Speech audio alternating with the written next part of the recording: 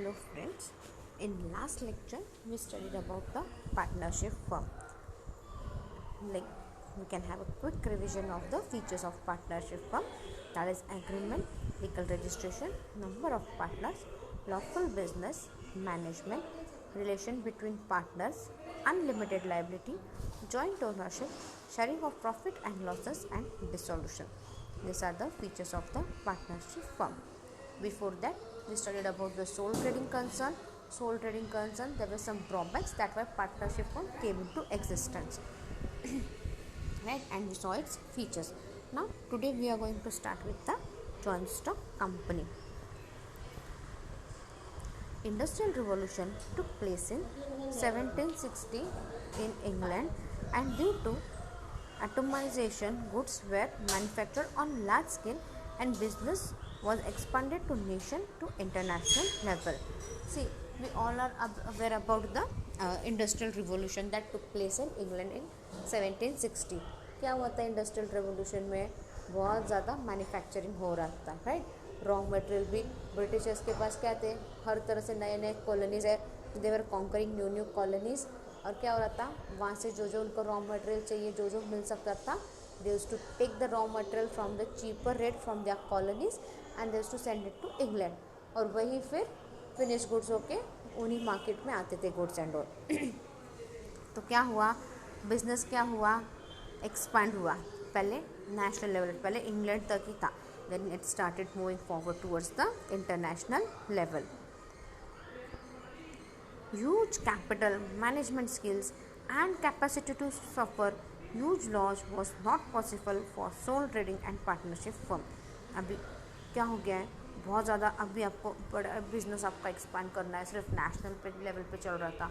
Now we want to expand your business to the international level also. तो उसके लिए क्या चाहिए था आपको, you were in need of huge capital.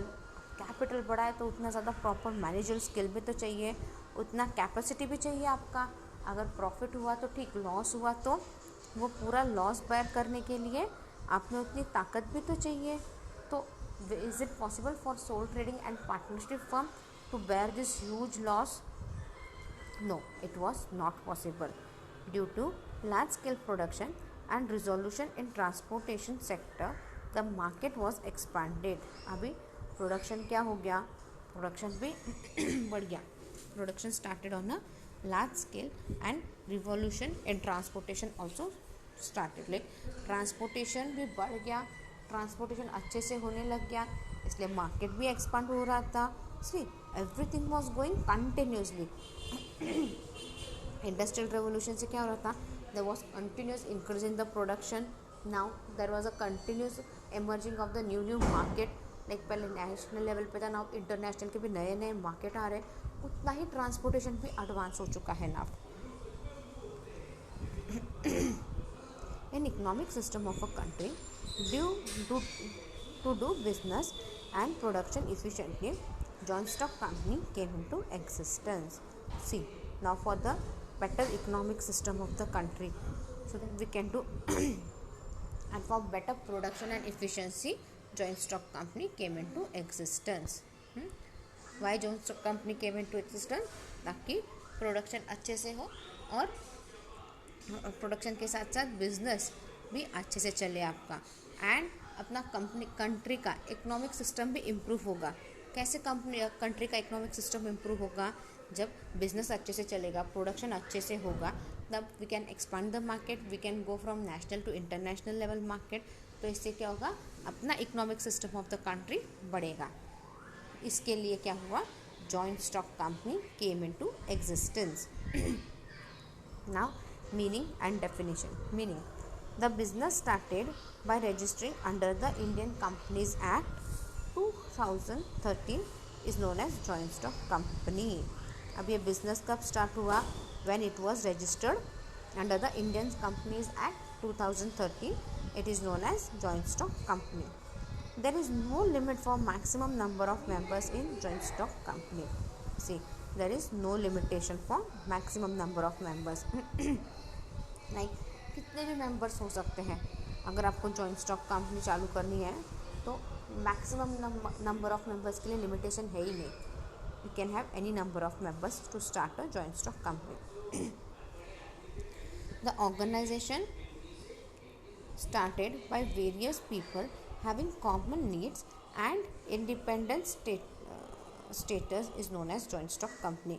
अब जो ऑर्गेनाइजेशन स्टार्ट होता है जहाँ पे बहुत सारे लोग आते हैं जिनके नीड्स एक जैसे हैं और they have an independent status, that is nothing but a joint stock company.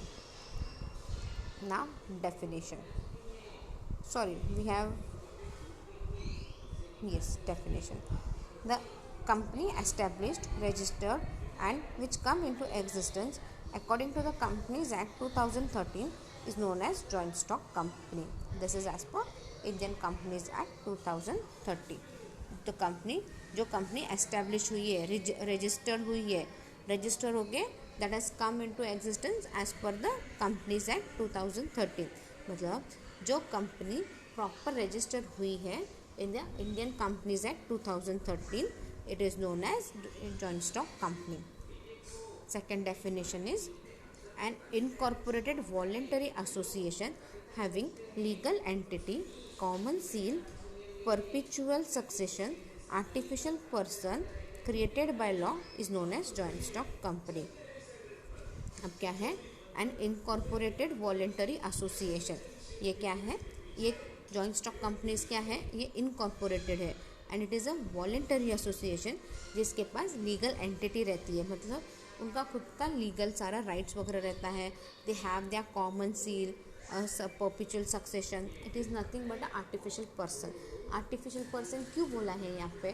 देखो, आज आप इंसान हो तो आपका एक आइडेंटिटी है, लाइक आधार कार्ड, पैन कार्ड एक आपकी आइडेंटिटी है. Like your cast, creed, religion, ये सब आपकी एक आइडेंटिटी है ना. उसी तरह जॉइंट स्टॉक कंपनी को भी एक आर्टिफिशियल पर्सन बोला है क्योंकि जॉइंट स्टॉक कंपनी की भी एक आइडेंटिटी है, उनका एक ट्रेडमार्क रहता है, they have their common seal, so it is known as the artificial person but it is created by law. This is known as the joint stock company. I'll read it once again. An incorporated voluntary association having legal entity, common seal, perpetual succession, artificial person created by law is known as joint stock company. Now we'll start with the features of joint stock company. It is voluntary association, number of members, artificial person, separate legal status, perpetual succession, compulsory registration, limited liability, common seal, professional management, and next last point is the transfer of shares. So first point is the voluntary association. Joint stock company is a voluntary association of person. अब joint stock company क्या है? It is an voluntary association of person.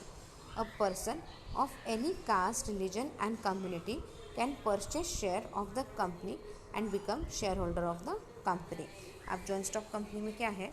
It is a voluntary association of person और कोई भी person irrespective of his caste, creed, religion, he can purchase the share of the company and he can become the member of the joint stock company. Next point is the number of members. According to the Companies Act 2013, for private limited company, minimum 2 members and maximum 200 members are allowed. See, अगर joint stock company if it is a private limited तो minimum कितने members चाहिए? 2 and maximum 200 members are allowed. Like 200 से ज़्यादा allowed नहीं है. And for public limited company, minimum 7 persons are required and there is no limit for the maximum number of members. See, joint stock company, if it is a private, then we need minimum 2 members and maximum 200 members are allowed. And for public limited company, minimum 7 members are allowed and maximum there is no limit to it. Artificial person. Joint stock company is an artificial person created by law. Joint stock company क्या है? It is a artificial person. Joint stock company is an artificial person. I have told you, joint stock company को अपन artificial person क्यों बोलते हैं? हाँ, क्योंकि इनके पास भी सब कुछ रहता है. जैसे अपने पास अपनी आइडेंटिटी रहती है, वैसे ही joint stock company की उनकी खुद की आइडेंटिटी रहती है, they have their common seal and all, that's why we call it as a artificial person which is created by the law. It does not have body, mind, soul like natural person, but it can conduct business activity like agent, owes asset like natural person. See, it does not have body. जैसे अपन natural person है ना, तो अपने पास body रहती है, soul रहता है, feelings रहती है, सब कुछ रहती है. बट जॉइंट स्टॉक कंपनी के पास ये सब कुछ नहीं रहता. बट जॉइंट स्टॉक कंपनी के नाम पे there are assets, there are properties, agreements, ये सब जॉइंट स्टॉक कंपनी के नाम पे होते हैं. जस्ट लाइक नेचुरल पर्सन, अपने नाम पे भी अपन एग्रीमेंट बहुत से करते हैं ना, अपने नाम पे प्रॉपर्टी रहती है, एसेट्स रहते हैं अपने, राइट. उसी तरह जॉइंट स्टॉक कंपनी के भी नाम पे everything is done. Like agreement जो भी होता है जॉइंट स्टॉक कंपनी में, it is on the name of company. भले वो एग्रीमेंट करने मैं जाऊँ, बट मेरा जॉइंट स्टॉक कंपनी है ना, so I am the representative of the joint stock company, right. मैं ये मेरी XYZ नाम की जॉइंट स्टॉक कंपनी है. I am representing my XYZ joint stock company for having some agreement with ABC person. The joint stock company conducts business transaction, hence it is known as artificial person. अब joint stock company क्या करती है? It conducts business transaction. मैंने अभी आपको example दिया ना, तो जॉइंट स्टॉक कंपनी क्या करती है? It conducts business transaction, hence it is known as the artificial person. Separate legal status. Joint stock company is established according to the companies act 2013, so it has separate legal status. See, joint stock company कैसे establish होती है? It has been establish according to the Indian companies act 2013, right. अपन ने पहले भी देखा था. Joint stock company क्या है? It should be proper registered company as per the Indian companies act 2013. So it has the separate legal status. Like उसका एक लीगल स्टेटस है क्योंकि वो प्रॉपर रजिस्टर्ड है. Company can conduct its business activity under its own name, like purchase sale agreement, legal action. Company is responsible for its liability. See, company क्या कर सकती है? Company can conduct its business activity under its own name, right. Company क्या कर सकती है? अपने नाम के अंदर सारे एग्रीमेंट कर सकती है. जैसे मैंने आपको एग्जांपल दिया था, like see I am like मेरी जॉइंट स्टॉक कंपनी XYZ नाम की, and I am the representative of the company who is going to make an agreement with ABC company और with ABC purchase and sale agreement company. जो भी करेंगे joint stock company के नाम पे ही होता है. एग्रीमेंट जो भी सब होता है, लाइक वो agreement can be about the purchase and sale. Legal action जो भी लिया जाता है, सी अगर कुछ गलत होता है तो वो लीगल एक्शन कंपनी के अगेंस्ट होता है, not against any of the companies member या शेयर होल्डर. जो कंपनी के मेंबर रहते हैं they are called as the share holder. तो वो शेयर होल्डर के अगेंस्ट नहीं जाता. शेयर होल्डर हूँ तो मैं कंपनी के मालिक भी हूँ, बट मेरे अकेले के अगेंस्ट कुछ भी केस नहीं, लीगल एक्शन नहीं ले सकते. It is against the company. The legal action is taken against the company. Company के नाम के अंदर लीगल एक्शंस लिए जाते हैं. Company is responsible for its liability. See, liability के लिए कंपनी रिस्पॉन्सिबल रहती है. किसी को अगर देना है, if you have taken loan, अगर वो लोन भी रीपे करना है तो it would be under the name of the company. Next is the perpetual succession. Company has legal status, so it has perpetual succession, that is continuity of the life. जैसे अभी perpetual succession यानी क्या? Company को एक proper legal status दिया है ना अपन ने, like it is proper registered, it is an artificial person, right. तो उसका सक्सेशन भी कंटिन्यू होते जाता है. The activity of the company are not affected due to death, insolvency, retirement of any shareholder. It has a feature of perpetual succession and stable life. अब यहाँ पे क्या हो गया है? यहाँ पे कंपनी का क्या हो गया है? कंपल्सरी. सी, परपेचुअल सक्सेशन यानी क्या? अभी सपोज 200 मेंबर्स की मैंने लिमिटेड मैक्सिमम नंबर मेंबर्स बोला है प्राइवेट में, और पब्लिक में तो लिमिटेशन है ही नहीं नंबर ऑफ मेंबर्स के लिए. सपोज 100 मेंबर्स है, like shareholders, I have 100 shareholders in my company. उसमें से किसी एक की डेथ हो गई, like one of the share holder is death, is it going to affect my company? No. उसके नाम के शेयर्स वो बेचना है तो बेच देंगे, या फिर उसके नाम के शेयर्स जो भी है वो उसके बेटे के नाम पे, किसी के नाम पे ट्रांसफ़र हो जाते हैं. तो उसके डेथ की वजह से कंपनी के फंक्शनिंग में, कंपनी के बिजनेस में, मैनेजमेंट में कोई फ़र्क पड़ता है क्या? नहीं पड़ता, कोई फ़र्क नहीं पड़ता। Company goes on working continuously. It has a feature of perpetual succession and stable life. Like company का लाइफ क्या है? स्टेबल है। अपना लाइफ स्टेबल है क्या? नहीं है। आज अपन जिंदा है, कल क्या पता अपने को क्या हो जाए, कल अपन मर भी जाए। आजकल इंसान का कुछ भरोसा नहीं है, किसी के लाइफ का कुछ किसी को भरोसा है क्या? नहीं है। बट ये जॉइंट स्टॉक कंपनी क्या है? It has a stable life and it has a continuous succession, perpetual succession continue रहता है। Next point is compulsory registration. Registration of joint stock company is compulsory according to Indian Companies Act 2013. अब registration of the joint stock company क्या है? It is compulsory under the Indian Companies Act 2013. As per this act, joint stock company register करना ज़रूरी है. जैसे soul trading से देखा था अपन ने, सोल ट्रेडिंग कंसर्न, उसका रजिस्ट्रेशन क्या था? It should be registered with some local government. Local government की परमिशन आपको लेके you can start the sole trading concern. और जो बाकी लॉज है, अपने कंट्रीज़ के लॉज है, वो फॉलो करो. And that are very basic laws, right, to start a sole trading concern. और वैसे अपन ने पार्टनरशिप फर्म देखा. पार्टनरशिप फर्म भी क्या है? उसको भी रजिस्टर करना पड़ता है under the partnership act. Proper agreement बनाना पड़ता है, डीड बनाना ज़रूरी है, तभी partnership firm can work smoothly. Same wise this joint stock company has to work. Joint stock company में क्या है? मिनिमम मैक्सिमम मेंबर्स अपने को पता है. Like private limited joint stock company हो तो 200 इज़ द मैक्सिमम, और पब्लिक लिमिटेड के लिए तो मैक्सिमम नंबर है ही नहीं. तो आप कैसे सबको मैनेज करोगे? इससे बेटर है कंपनी प्रॉपरली रजिस्टर कर लो under the Indian companies act 2013. So registration क्या इसका? कंपल्सरी है according to Indian companies act 2013. The joint stock company come into existence only after registering under the Indian companies act 2013.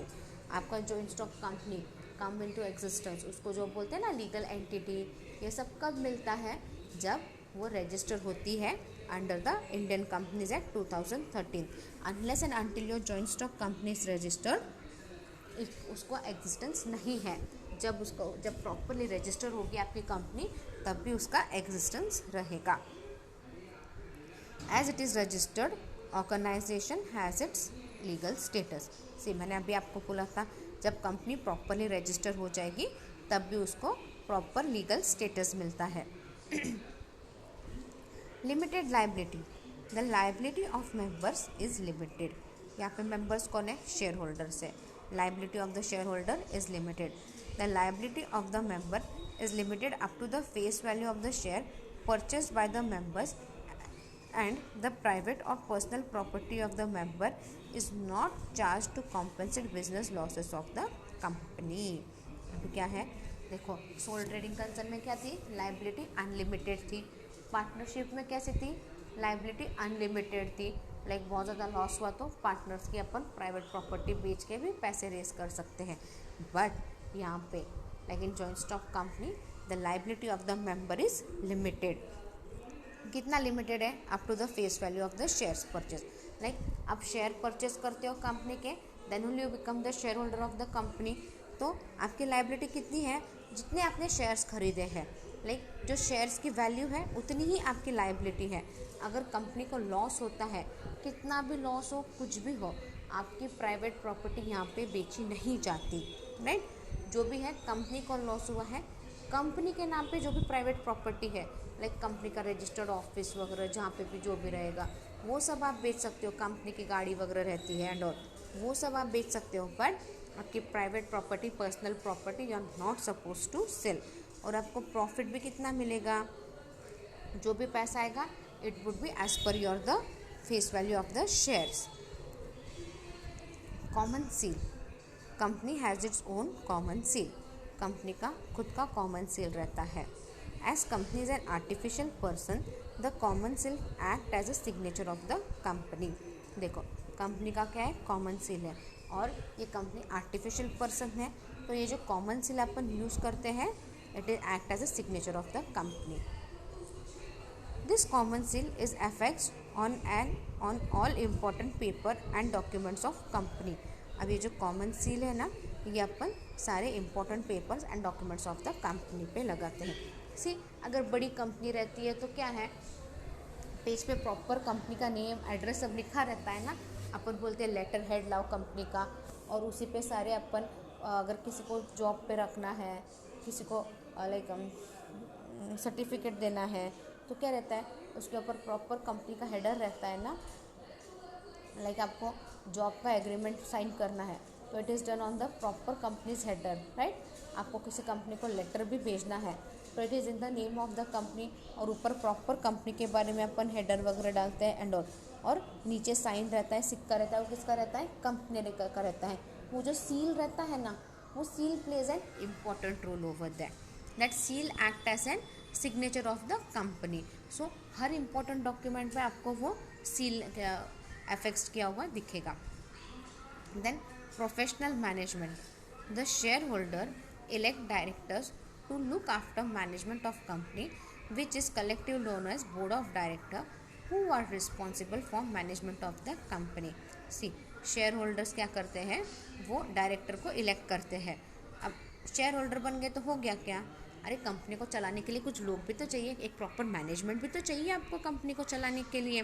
तो जो share holders रहते हैं the इलेक्टर director, वो एक director बनाते हैं जो ये रोज़मर्रा की एक्टिविटी के बारे में ध्यान रखेगा. और there is a board of directors रहते हैं. Like all this are members of the company who play an important role in the decision taking process of the company, और they are responsible for proper management of the company. तो आप कोई भी company में वगैरह जाओ, बड़ी company में जाओ, आपको प्रॉपर मैनेजमेंट दिखेगा. You will see a board of directors. तो बोर्ड ऑफ डायरेक्टर्स की मीटिंग के लिए बड़ा हॉल भी रहता है, कॉन्फ्रेंस टेबल सब रहता है. क्यों रहता है ये सब, ताकि प्रॉपर डिसीजन लिए जाए, कंपनी के इंपॉर्टेंट मैटर्स अपन डिस्कस कर सकें वहाँ पे. But company appoints professional expert managers on staff basis for efficient management of the company. अब कंपनी क्या करती है, कंपनी प्रोफेशनल अपॉइंट करती है so that they can take the decisions effectively, और वो सैलरी बेसिस पे रहते हैं members. Like joint stock company में रोज़ रोज़ मैनेजर बोर्ड ऑफ डायरेक्टर रोज़ रोज़ आके देखेंगे क्या, नहीं. They can come once in a week और once in a month and they can take the decision. बाकी रोज़मर्रा की activity it goes on salary basis पे कैसा चलेगा. See we can have a finance department का एक हेड होगा, फाइनेंस मैनेजर होगा, अकाउंटिंग मैनेजर होगा. ये सारे क्या करते हैं, they take the important decision and they just let the know the board of director, और बोर्ड ऑफ डायरेक्टर भी फाइनेंस के रिलेटेड इंफॉर्मेशन उनको देते हैं and it is carried on likewise. Next is the transfer of share. Accordingly to the provision of companies act the share holder has right to transfer his share freely. अभी as per the Indian companies act अपन ने देखा share holder can transfer his share freely. He can sell his share in the market and obtain money.